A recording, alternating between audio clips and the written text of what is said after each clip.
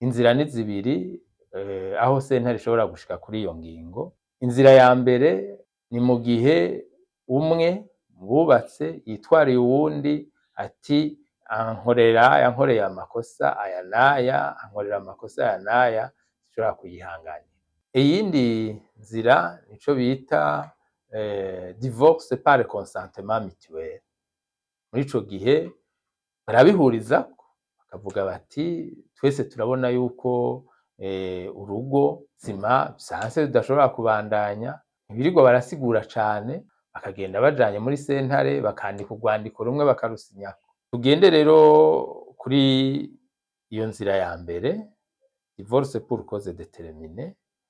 Ubwa mbere nukumva les causes de divorce, ibintu bishobora gutuma habaho divorce. Bavuga yuko uwitwaye ashobora kugenda avuga ati umugabo wanje canke umugore wanje, uwari wese arumva ashobora kwitwara asaba kwahukana, akamwagiriza ubusambanyi, ico bita mu gifaransa adultère, mu kirundi kurenga ibigo.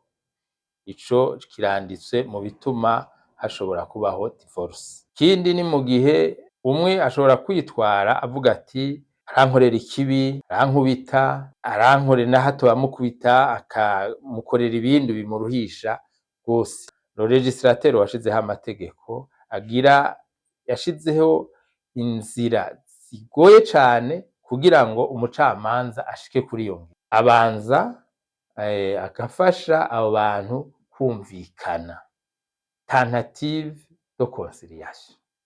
Eka mbere bibanza no kubategeka kuzana icegeranyo c'umuryango, ico bita PV du conseil de famille, icegeranyo c'inama y'umuryango, aho nabo nyene bagerageza kubumvikanisha, bidakunze rero bakabareka bakaja muri sentare. Ariko naho nyene à la première audience, sentare ya mbere, umunsi wa mbere babanza gusubira kubumviriza.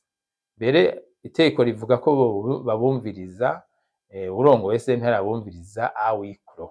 Rero mu gihe abagerageje bakanka, bakaba barazanye n'ico cegeranyo c'inama y'umuryango, nta kundi urubanza rurugururwa rugahamagarwa muri kabumviriza. Nkuko bisanzwe no mu zindi manza zose, wagiye kwitwara ni wazana ivyemezo z'ivyo yagiriza uwo yitwariye.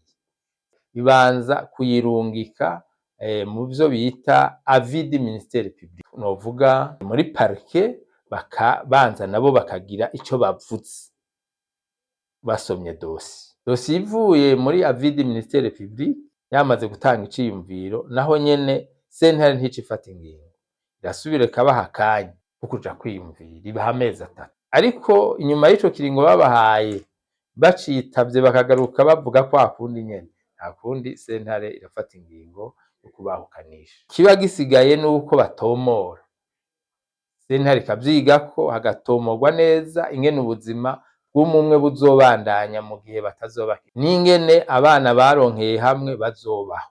Twabonye iyindi procedure bavuga divorce par consentement mutuel, naho nyene ni nkuko kwa mbere.